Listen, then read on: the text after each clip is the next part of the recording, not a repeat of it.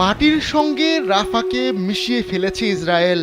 হয়তো কিছুদিন পর থাকবে না গাজাও। এমন আকুতি ভরা বার্তায় ভরে গেছে সোশ্যাল মিডিয়া।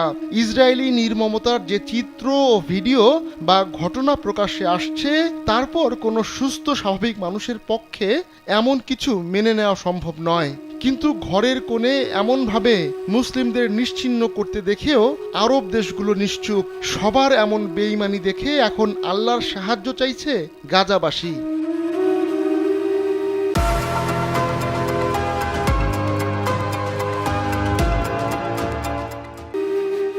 রাসূল সাল্লাল্লাহু আলাইহি ওয়াসাল্লাম বলেছেন, সব মুসলমান একটি দেহের মতো। যদি তার চোখ অসুস্থ হয় তাহলে পুরো শরীর অসুস্থ হয়ে যায়, যদি তার মাথা অসুস্থ হয় তাহলে পুরো শরীর অসুস্থ হয়ে যায়। সহিহ মুসলিম, হাদিস নম্বর 6754।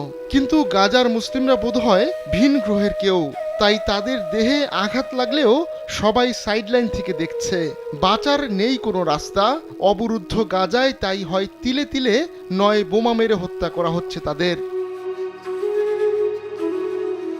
গাজা নিয়ে অনেক আগে থেকেই কূট পরিকল্পনা ছিল ইসরায়েলের। সে মোতাবেক নকশাও তৈরি করেছেন ইসরায়েলি প্রধানমন্ত্রী বেনিয়ামিন নেতানিয়াহু। গেল 2023 সালের 7 অক্টোবর থেকে শুরু হওয়া ইসরায়েলি হামলায় গাজার এক প্রান্ত থেকে অন্য প্রান্তে ছুটছেন ফিলিস্তিনিরা। বাঁচার কোনো অবলম্বন নেই, মাথা গোজার নেই ঠাঁই। তারপরও নিরস্ত্র অসহায় ফিলিস্তিনিদের বোমা মেরে উড়িয়ে দিচ্ছে ইসরায়েল। এক পেশে এই অভিযানে কমপক্ষে 50,000-এর বেশি ফিলিস্তিনি নিহত হয়েছেন। তাদের মধ্যে 17,000-এর বেশি শিশু। অনেকের পুরো শরীরও খুঁজে পাওয়া যায়নি। বিমান হামলায় ছিন্ন ভিন্ন হয়ে গেছে দেহ।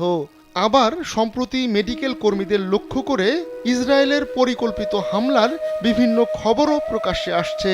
নিখোঁজ হওয়ার পর রেড ক্রিসেন্টের বেশ কয়েকজন প্যারামেডিকের মরদেহ পাওয়ার পর ইসরায়েলের আসল চেহারা ফুটে উঠছে।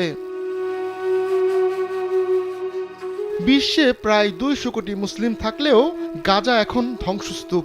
আর সেই ধ্বংসস্তূপে দাঁড়িয়ে বারবার সাহায্যের আহ্বান জানাচ্ছে গাজাবাসী।